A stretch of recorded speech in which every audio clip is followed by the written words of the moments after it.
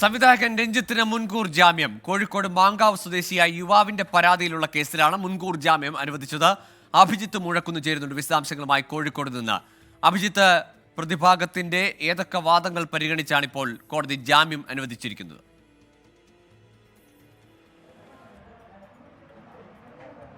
ഗോകുൽ, നിലവിൽ Kozhikode principal sessions കോടതിയാണ് 30 ദിവസത്തെ താത്കാലിക ജാമ്യം രഞ്ജിത്തിന് അനുവദിച്ചിട്ടുള്ളത്.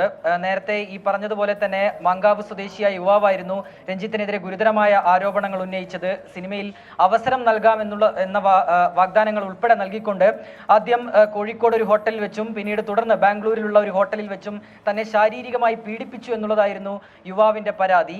പിന്നീട് ഇത് മാധ്യമങ്ങൾക്ക് മുന്നിൽ യുവാവ് വെളിപ്പെടുത്തുകയും ചെയ്തു. അതിന്റെ അടിസ്ഥാനത്തിലാണ് കസബ പോലീസ് രഞ്ജിത്തിനെതിരെ പ്രകൃതി വിരുദ്ധ പീഡന ആക്ടും ഒപ്പം തന്നെ IT ആക്ട് ഒക്കെ പ്രകാരം കേസെടുത്തത്. പിന്നീട് നിലവിൽ ഈ കേസ് ബംഗളൂരുവിലേക്ക് മാറ്റുകയും ചെയ്തിട്ടുണ്ട്. അതിൽ ഈ കോടതിയെ രഞ്ജിത്ത് മുൻകൂർ ജാമ്യം തേടി സമീപിക്കുകയായിരുന്നു. ഇതിന്റെ അടിസ്ഥാനത്തിലാണ് നിലവിൽ 2 പേരുടെ 50,000 രൂപ വീതം 2 പേരുടെ ആൾജാമ്യത്തിൽ രഞ്ജിത്തിന് ഇത്തരത്തിൽ മുൻകൂർ ജാമ്യം അനുവദിക്കാനുള്ള ഒരു നടപടി ഇപ്പോൾ കോടതിയുടെ ഭാഗത്ത് നിന്നുണ്ടായിട്ടുള്ളത്. ഏതായാലും ഇക്കാര്യത്തിൽ തനിക്ക് നേരത്തെ തന്നെ സമ്മർദ്ദം, ഭീഷണിയൊക്കെ വരുന്നുണ്ട് എന്നുള്ളൊരു ആരോപണം യുവാവ് ഉന്നയിക്കുകയും ചെയ്തിരുന്നു. ഏതായാലും ഇപ്പോൾ രഞ്ജിത്തിന് മുൻകൂർ ജാമ്യം അനുവദിച്ചിരിക്കുന്നു. ഗോകുൽ, ശരി, അഭിജിത്ത് മുഴക്കുന്നാണ് വിശദാംശങ്ങൾ നൽകിയത്. കോഴിക്കോട്ടെ യുവാവിന്റെ ലൈംഗികാതിക്രമ പരാതിയിലാണ് സംവിധായകൻ രഞ്ജിത്തിന് ഇപ്പോൾ മുൻകൂർ ജാമ്യം ലഭിച്ചിരിക്കുന്നത്.